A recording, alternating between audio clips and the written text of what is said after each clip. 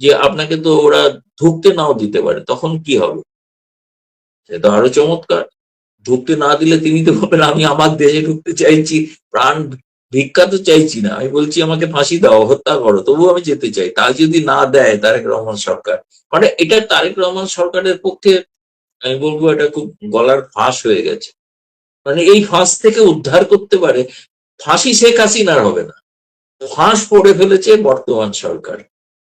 আমি ফিরছি প্রধানমন্ত্রী হওয়ার জন্য নয়, বাংলাদেশের যে অবস্থা, যে পরিস্থিতি, মানুষ যে নিপীড়িত, যে দুর্দশার মধ্যে আছেন, এই সময় যদি আমি তার পাশে না থাকি, সেই কারণে যাচ্ছি।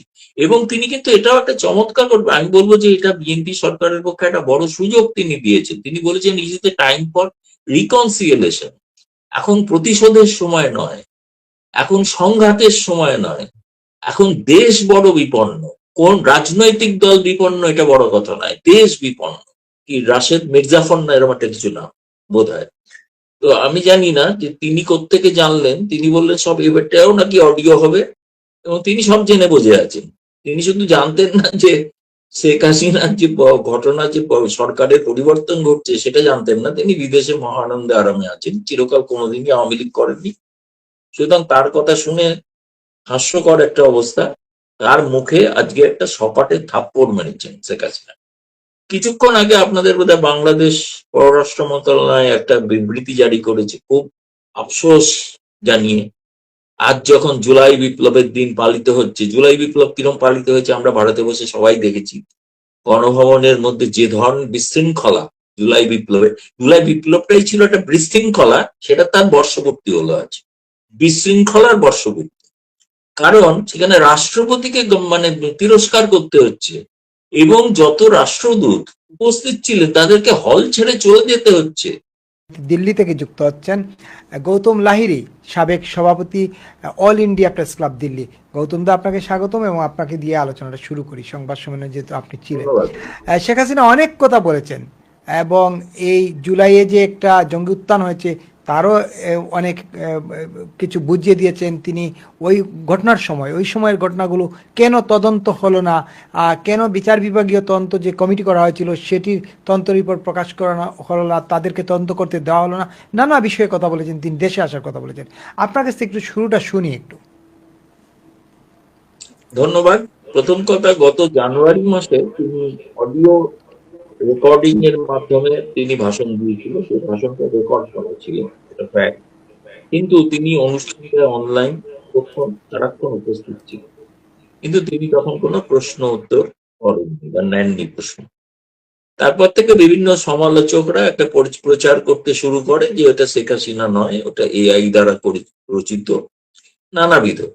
এমনকি তথাকথিত কিছু আওয়ামী লীগ নেতা বলে পরিচিত এরকম কিছু লোক নিজেদের দাবি করেন, তারাও প্রশ্ন করেছে এবং তারাও বলেছেন। তার মধ্যে একজনের কথা আমি শুনছিলাম, কি রাশেদ মির্জাফর না এরকম একটা কিছু নাম বোধ হয়। তো আমি জানি না যে তিনি কোত্থেকে জানলেন, তিনি বললেন সব এবারটাও নাকি অডিও হবে, এবং তিনি সব জেনে বুঝে আছেন। তিনি শুধু জানতেন না যে শেখ হাসিনার যে ঘটনা, যে সরকারের পরিবর্তন ঘটছে সেটা জানতেন না। তিনি বিদেশে মহানন্দে আরামে আছেন, চিরকাল কোনোদিনই আওয়ামী লীগ করেননি। সুতরাং তার কথা শুনে হাস্যকর একটা অবস্থা। তার মুখে আজকে একটা সপাটে থাপ্পড় মেরেছেন শেখ হাসিনা। তিনি, একটা ছোট্ট ঘটনা বলি, তিনি তো উপস্থিত ছিলেনই, তিনি তো যা বলার আপনারা শুনেছেন, ভাষণ তো সবই শুনেছেন। কিন্তু তিনি যখন প্রশ্ন এবং নিয়ে নিজে উত্তর দিচ্ছিলেন, একটা সময় তিনি নীরব হয়ে যান, প্রশ্ন আর শুনছিলেন না বা কোনো কারণে জবাব দিচ্ছিলেন। কিন্তু একজন শেষে যখন প্রশ্ন করে, তিনি বাংলাদেশে ফেরানি, তখন জয় বলে, যে সজীব ওয়াজেদ জয় ছিল, সে তখন বলতে থাকে ও তাহলে বোধহয় উনি আর নেই, উনি বোধহয় চলে গেছে। সঙ্গে সঙ্গে শেখ হাসিনা বলছেন না না, I am very much here, I want to answer this. No no Joy, please listen to me, I want to answer this. তো এরপরে যদি কেউ বলে এটা এআই দ্বারা, এবং ওই রাশেদ মির্জাফর টাইপের লোকেরা, এবং তারা যদি এরকম বলে থাকেন, এবং তারা তো সেটি আমার বিরুদ্ধেও বলেছেন, আমার বিরুদ্ধে বলুক, কিছু এসে যায় না, সেটা কোনো তিনি নেত্রীকে অপমান করছে। যিনি তার 24-এ টিকিট দিয়েছিলেন, এবং সেটা 23 সালে আমি বাংলাদেশে প্রকাশ্যে ঘোষণা করেছিলাম, বলেছিলাম, ছাপা হয়েছিল যে বাংলাদেশ একটা বিস্ফোরণের মুখে আছে, কারণ আওয়ামী লীগ আজে বাজে লোককে টিকিট দিচ্ছে এবং তিনি হারবেন। এবং তিনি পরাস্ত হয়েছিলেন নৌকা টিকিটে, বুঝলেন, তিনি যেতে পারেননি। এইরকম একজন লোক, সে এখন জ্ঞান দিচ্ছে আওয়ামী লীগ নিয়ে। একে আওয়ামী লীগ বলে কেন যে প্রচার করা হচ্ছে, সেই সব অ্যাঙ্কাররা কেন করছেন আমি সেটা বুঝতে পারছি না। যাই হোক, সেটা বাদ দিন। তাহলে তাদের উদ্দেশ্যে আজকে একটা থাপ্পড়। কিছুক্ষণ আগে আপনাদের বোধহয় বাংলাদেশ পররাষ্ট্র মন্ত্রণালয় একটা বিবৃতি জারি করেছে, খুব আফসোস জানিয়ে। আজ যখন জুলাই বিপ্লবের দিন পালিত হচ্ছে, জুলাই বিপ্লব কিরম পালিত হয়েছে আমরা ভারতে বসে সবাই দেখেছি। গণভবনের মধ্যে যে ধরনের বিশৃঙ্খলা জুলাই বিপ্লবটাই ছিল একটা বিশৃঙ্খলা, সেটা তার বর্ষপূর্তি হলো আজ, বিশৃঙ্খলার বর্ষপূর্তি। কারণ সেখানে রাষ্ট্রপতিকে মানে তিরস্কার করতে হচ্ছে, এবং যত রাষ্ট্রদূত উপস্থিত ছিলেন তাদেরকে হল ছেড়ে চলে যেতে হচ্ছে। এবং আমি দেখলাম ভারতীয় হাই কমিশনার বা যেতে গিয়ে প্রায় হোঁচট খাচ্ছিলেন দীনেশ ত্রিবেদী, সেটা ভিডিওতে দেখা যাচ্ছে। কিন্তু এই জুলাই বিপ্লব যেটা নৈরাজ্যের বিপ্লব, সেটা আজকে প্রমাণিত হলো। আর এখানে একটা সুশৃঙ্খল অবস্থায় আন্তর্জাতিক মিডিয়ার সামনে, সেখানে কিন্তু ওই কি বাংলাদেশ সময়, কি অমুক সময়, এই সময়, তখন সময়, এসব না। এখানে New York Times, Wall Street জার্নালের এক সাংবাদিক প্রশ্নও করলেন, এবং তারপরে ডয়েশ ওয়েল। এইটা তো ফরেন করেসপন্ডেন্ট ক্লাব না, এখানে আগে থেকে রেজিস্টার করতে হয়েছিল। যারা রেজিস্ট্রেশন প্রথম করতে পেরেছেন, প্রথম দিনেতেই রেজিস্ট্রেশন শেষ হয়ে গিয়েছিল, আর জায়গা ছিল না। তার জন্য ওরা একটা ব্যবস্থা করেছিলেন যে ফরেন করেসপন্ডেন্ট ক্লাবে, আমার মনে হয় বদরুল ভাই দেখেছেন কিরকম, তার যে বাইরের লন, সেই লনেতেও একটা ব্যবস্থা করা হয়েছিল যাতে সরাসরি ভিডিও সেখানে তারা দেখতে পারে, কারণ হলটা 60-70 জনের বেশি বসতে পারে না। ফলে তার বাইরেও ব্যবস্থা ছিল। এবং মানে বেশ এত উৎসাহ উদ্দীপনা, বহু লোককে তো আমাকেও বলতে হয়েছে যে প্লিজ এসো না ভাই, জায়গা নেই, তুমি বাড়িতে বসে ইউটিউবে দেখো, দেখা যাচ্ছে। যখন অনেক সাংবাদিক দেখেছেন, ভারতবর্ষে তো সব কাগজে প্রকাশিত হবেই, বিদেশের কাগজেও প্রকাশিত হবে। মোদ্দা মেসেজ হচ্ছে, যেটা আমার কাছে যেটা মনে হয়েছে, তিনি যে কথাটা বলছিলেন ইন্টারভিউতে, যে কথাগুলো নিয়ে সন্দেহ প্রকাশ করছিল অনেকেই, তিনি আবার আজকে সকলের সামনে বললেন যে আমি ফিরছি প্রধানমন্ত্রী হওয়ার জন্য নয়। বাংলাদেশের যে অবস্থা, যে পরিস্থিতি, মানুষ যে নিপীড়িত, যে দুর্দশার মধ্যে আছেন, এই সময় যদি আমি তার পাশে না থাকি, সেই কারণে যাচ্ছি। এবং তিনি কিন্তু এটাও একটা চমৎকার করবে, আমি বলবো যে এটা বিএনপি সরকারের পক্ষে একটা বড় সুযোগ তিনি দিয়েছেন। তিনি বলেছেন ইজ দ্য টাইম ফর রিকনসিয়েলেশন। এখন প্রতিশোধের সময় নয়, এখন সংঘাতের সময় নয়, এখন দেশ বড় বিপন্ন। কোন রাজনৈতিক দল বিপন্ন এটা বড় কথা নয়, দেশ বিপন্ন। এই সময় দেশের পাশে সকলে একসঙ্গে থাকা উচিত। সেই জন্য প্রতিশোধের রাজনীতি ভুলে যান। তিনি তো এও আবেদন করেছেন, তাই না? ফলে আমার মনে হয়েছে আজকে তার যেটা এবং এই প্রথম প্রথম আন্তর্জাতিক স্তরের মিডিয়ার সামনে তিনি প্রশ্ন শুনলেন এবং তার উত্তরও দিলেন, এবং যাতে কারোর কোনো বিভ্রান্তি না থাকে, তিনি মাঝখান থেকে চেঁচিয়ে বলেছেন যে আমি আছি, আমি এখানে বলতে চাই। এখন এই অবস্থায় যে প্রশ্নগুলো হয়েছিল, যে প্রশ্নগুলোর উত্তরের মধ্যে কথা যেটা হচ্ছে যে অনেকেই জানতে চান যে আচ্ছা এত লোক মারা গেছেন, সেটা তো ব্যাখ্যা সজীব ওয়াজেদ জয় করেইছে যে 1400 জাতিসংঘের ফিগার, সরকারের ফিগার 838। কিন্তু তারপরে যে এত লোক মারা গেল, তাদেরকে তারা কিভাবে মারা গেল সেই বিচারটা ইউনূস কেন ইনডেমনিটি অর্ডিন্যান্স এনে বন্ধ করে দিলেন? তাহলে ওটা, ওই হত্যাটা হত্যা নয়, এই আওয়ামী লীগের হত্যাটাই হত্যা। এই হত্যার কি কোনো রং হয় নাকি? মানুষের মানে খুনের রং তো সে রক্ত লাল, একই। তাহলে ওটার তদন্ত করতে হবে, শেখ হাসিনার বিচার হবে, ফাঁসি হয়ে যাবে। আর ইউনূসের আমলে যে ফাঁসি হচ্ছে, আজও চলছে। আজ তো বড় প্রমাণ হয়ে গেল যে অ্যাকচুয়ালি ইউনিশ সরকারের প্রশাসনই চলছে, কারণ তাকে আজকে ঘটা করে জাদুঘর উদ্বোধনের নামে পাশে বসানো হয়েছিল। ফলে তারা তো এই সমস্ত শক্তি, যেগুলো মুক্তিযুদ্ধ বিরোধী শক্তি, তাদের বিরুদ্ধে শেখ হাসিনা কার্যত যুদ্ধ ঘোষণা করলেন এবং বললেন বিজয়ের মাসে ফিরবে। সেটাও বলেছেন যে আপনাকে তো ওরা ঢুকতে নাও দিতে পারে, তখন কি হবে? সেটা আরো চমৎকার। ঢুকতে না দিলে তিনি তো বলবেন আমি আমার দেশে ঢুকতে চাইছি, প্রাণ ভিক্ষা তো চাইছি না, আমি বলছি আমাকে ফাঁসি দাও, হত্যা করো, তবুও আমি যেতে চাই। তা যদি না দেয় তারেক রহমান সরকার, মানে এটা তারেক রহমান সরকারের পক্ষে আমি বলবো এটা খুব গলার ফাঁস হয়ে গেছে। মানে এই ফাঁস থেকে উদ্ধার করতে পারে, ফাঁসি শেখ হাসিনার হবে না, ফাঁস পড়ে ফেলেছে বর্তমান সরকার। থেকে এটা স্পষ্ট যে পররাষ্ট্র মন্ত্রণালয়ের সমস্ত মানুষ আজকে মন দিয়ে শেখ হাসিনার ভাষণ শুনেছে, এবং তারা তারা শুনছেন সবটা, তাদের গোয়েন্দারা শুনছেন, শুধু বাংলাদেশের সাধারণ নাগরিকদের জন্য নিষিদ্ধ। তারা এমনিতেই গোটা সম্পদ সবকিছুই করবেন, লুটে পুটে খাবেন, এমনকি শেখ হাসিনার ভাষণটা শোনার অধিকারও তাদের। তারা এই বিবৃতিতে লিখেছেন। ফলে একটা কারণে আমি ধন্যবাদ দেবো পররাষ্ট্র মন্ত্রণালয়কে, এই বিবৃতিটা কালকে সকলকেই ছাপতে হবে, ছাপবেন। ফলে প্রত্যেককেই ছাপতে হবে যে কেন এই বিবৃতিটা শেখ হাসিনার ভাষণের কারণে। ফলে শেখ হাসিনার ভাষণটা প্রকারান্তরে চাপাই হয়ে যাচ্ছে না। এই জন্য পররাষ্ট্র মন্ত্রণালয়কে আমি ধন্যবাদ দিচ্ছি। দেখুন, গৌতমদার কাছে আমি একটু প্রশ্ন করি। গৌতমদার, শেখ হাসিনাকে আজকে অত্যন্ত ঠান্ডাভাবে কথা বলতে দেখা গেছে, অত্যন্ত স্ট্রংলি বোল্ডলি কথা বলেছেন, কিন্তু খুব ঠান্ডা। তিনি কোনো বিরোধী কারোর প্রতিশোধ নেবেন এমন কথা বলেন নাই। তিনি রিকনসিলেশনের কথা যেটি তুলেছেন সেটি বলেছেন। তারপর তিনি বলেছেন যে তিনি দেশে আসতে চান শুধুমাত্র তার দেশের মানুষের জন্য। দেশের যে ডেস্ট্রয় হয়ে গেল, এত কিছু ধ্বংস হয়ে গেল, সেই ধ্বংসগুলোকে আবার দাঁড় করিয়ে দেওয়ার জন্য তিনি আসতে চান। তিনি কোনো ইয়ের জন্য আসবেন না, শুধুমাত্র দেশের মানুষের জন্য। আপনার কাছে এই শেখ হাসিনার এই বক্তব্যগুলো আপনি কিভাবে ব্যাখ্যা করেন? কঠিন এক পরিস্থিতির মধ্যে দেশ যাচ্ছে। দেখুন, যেটা আর কি এটা বলেছেন, যদি প্রকৃতপক্ষে কেউ বাংলাদেশকে ভালোবাসে তাহলে বাংলাদেশের পুনর্গঠনটা জরুরি, কারণ তার যে বর্তমান অবস্থা তার একটা চিত্রায়ন তিনি করেছেন।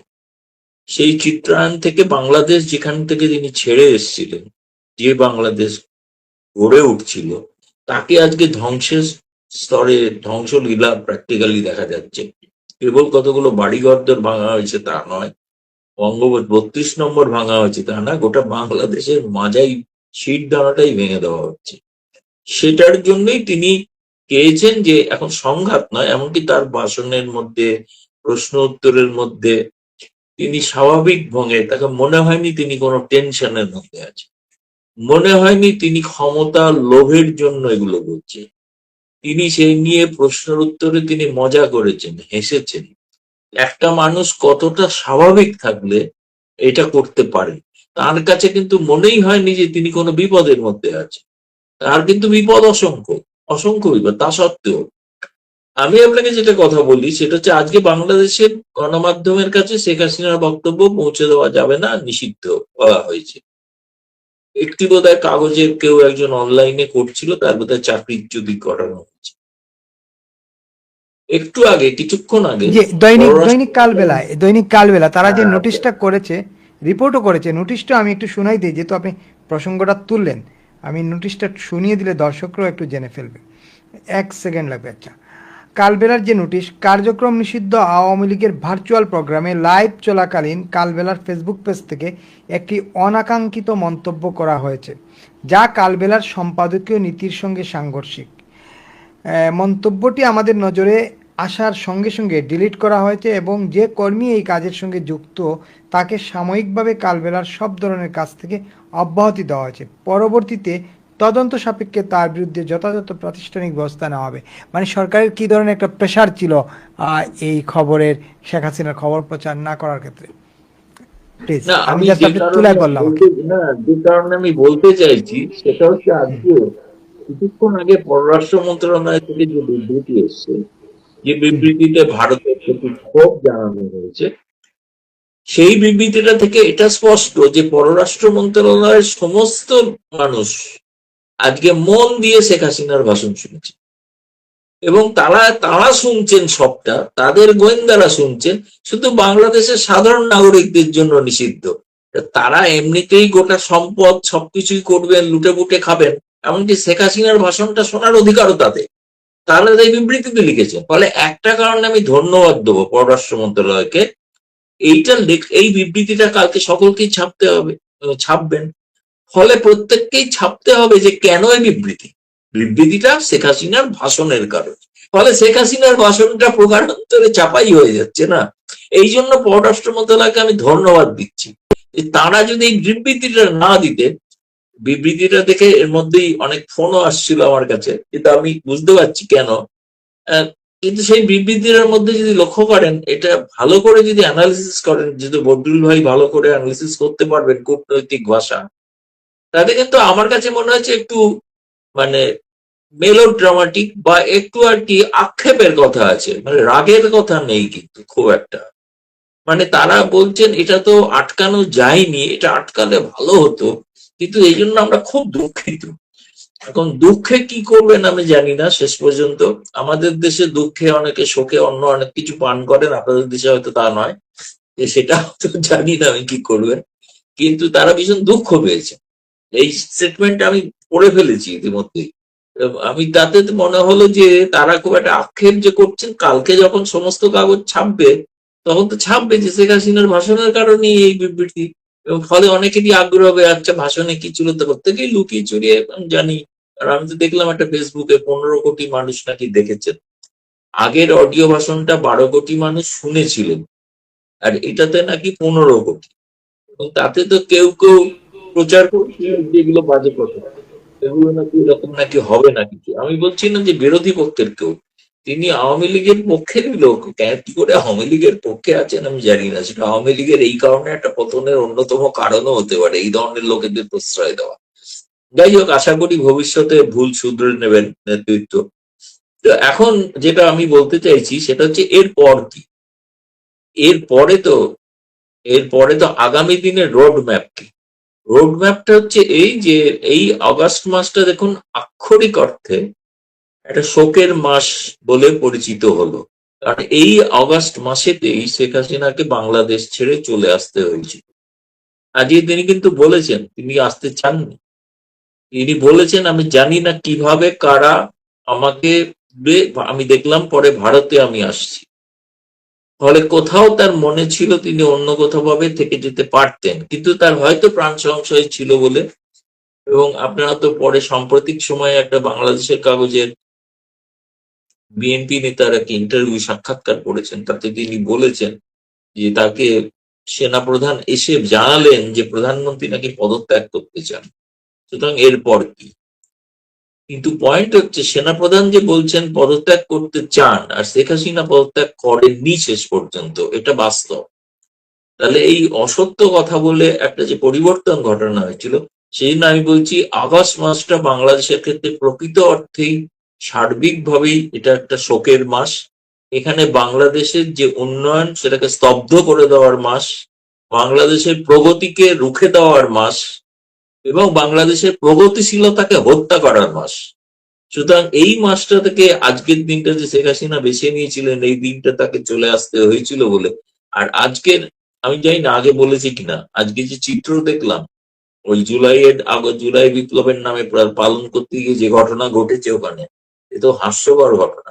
রাষ্ট্রপতিকে মানে দুঃখ প্রকাশ করতে হচ্ছে, তিরস্কার করতে হচ্ছে, রাষ্ট্রদূতদের ছেড়ে ময়দান মানে হল ছেড়ে চলে যেতে হচ্ছে, এই ঘটনা, এইটাই কি নৈরাজ্যের ছবি না?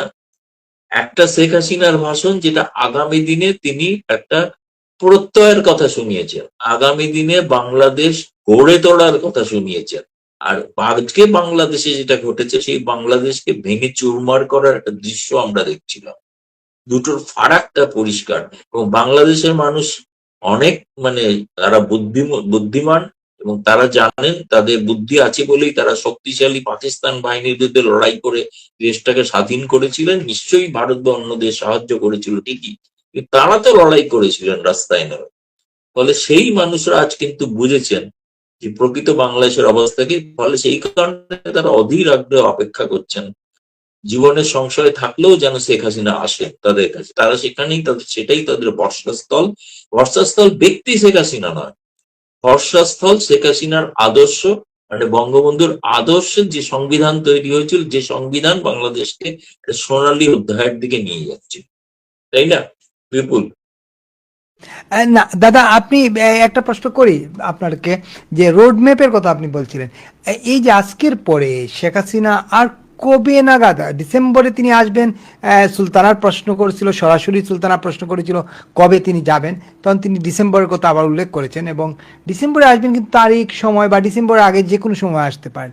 সেই রোডম্যাপটা আর কবে নাগাদ হয়তো আবার হতে পারে? আপনার অভিজ্ঞতা কি বলে, সাংবাদিকতার অভিজ্ঞতা বা শেখ হাসিনাকে যে আমার চর্চা অভিজ্ঞতা করেন তো আপনি তার উনি যখন ডিসেম্বর বলেছেন তখন ভেবে চিন্তেই তার প্রস্তুতিটা তার মধ্যে নেওয়া হবে। কিন্তু তিনি এটাও উল্লেখ করেছেন ডিসেম্বরটা এই কারণেই যে ডিসেম্বরটা বিজয়ের মাস, ফলে বাংলাদেশে আর একটা দ্বিতীয়বার বিজয় দেখতে পাবেন, সেই ভরসাতেই উনি এই কথাগুলো বলছেন। এবং আমার মনে হয় নিঃসন্দেহে সেটাতে আজ যারা ক্ষমতায় আছে তাদের রাতের ঘুম উড়ে গেছে, এ বিষয়ে কোনো সন্দেহ নেই। কারণ শেখ হাসিনাকে ফেরানো যাবে না। এখনো যদি কেউ মনে করে থাকেন যে তিনি যাবেন না, কিংবা একদিন আমি জানি না বলেছিলাম কিনা তোমাকে, আমি অন্য আরেকদিন ওনাকে জিজ্ঞেসও করেছিলাম সুযোগ পেলে, আর আবার জিজ্ঞেস করবো, সেটা হচ্ছে আপনি যদি সত্যিই সুযোগ পান কিভাবে যাবেন। বলেছিলেন আমি কিন্তু এসেছিলাম বিমানে, বিমানে যাব না, দেশে ফিরলে তো সড়ক পথে যাব, দেখতে দেখতে যাব, মানুষের সঙ্গে কথা বলতে বলতে যাব, আমার তৈরি পদ্মা সেতু দিয়ে যাব, খুলনা এবং হয়ে তারপরে গোপালগঞ্জ টুঙ্গিপাড়া হয়ে যাব, তারপরে আমি মেট্রো তৈরি করেছি, সেই মেট্রো করে আমি ঢাকার মাঝখানে আসতে চাই। এতটা তার দীর্ঘ পরিকল্পনা, মানে তার স্বপ্ন। আমি বলছি না এটা পরিকল্পনা, সেটা বাস্তবায়িত হবে।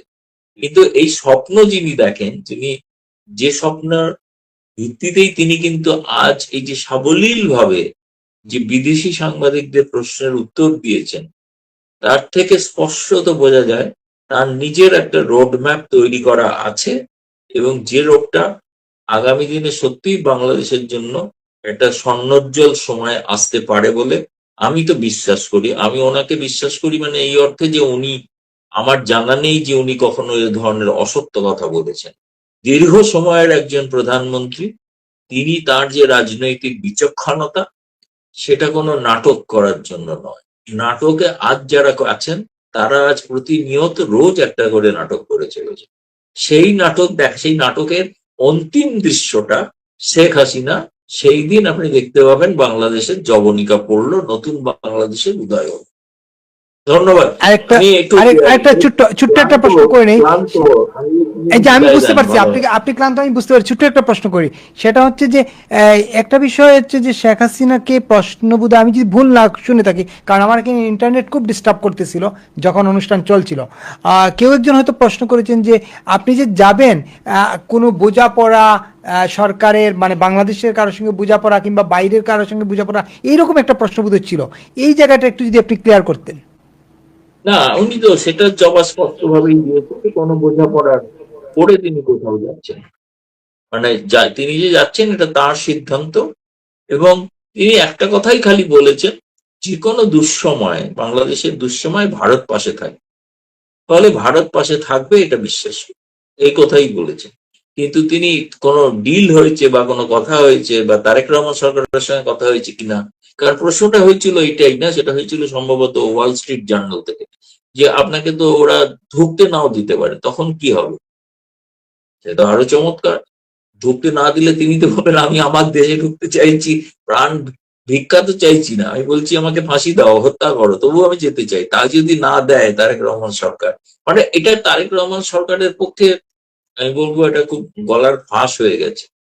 মানে এই ফাঁস থেকে উদ্ধার করতে পারে, ফাঁসি শেখ হাসিনার হবে না, ফাঁস পড়ে ফেলেছে বর্তমান সরকার। কারণ আমি এই কথাও আগে অনেকবার বলেছি যে ধরুন যারা বঙ্গবন্ধুকে ফাঁসি দিতে চেয়েছিল, সে জুলফিকার আলীর ভুট্টোর ফাঁসি হয়ে গেছে, তাই না? তো পাকিস্তানিরা দিয়েছে। আজ যারা ফাঁসির কথা বলছেন শেখ হাসিনা, আল্লাহ ঈশ্বর না করুন তাদের যেন ফাঁসি হয়। এ কথাই বলে আজকে বিদায় নিচ্ছি। ভালো থাকুন।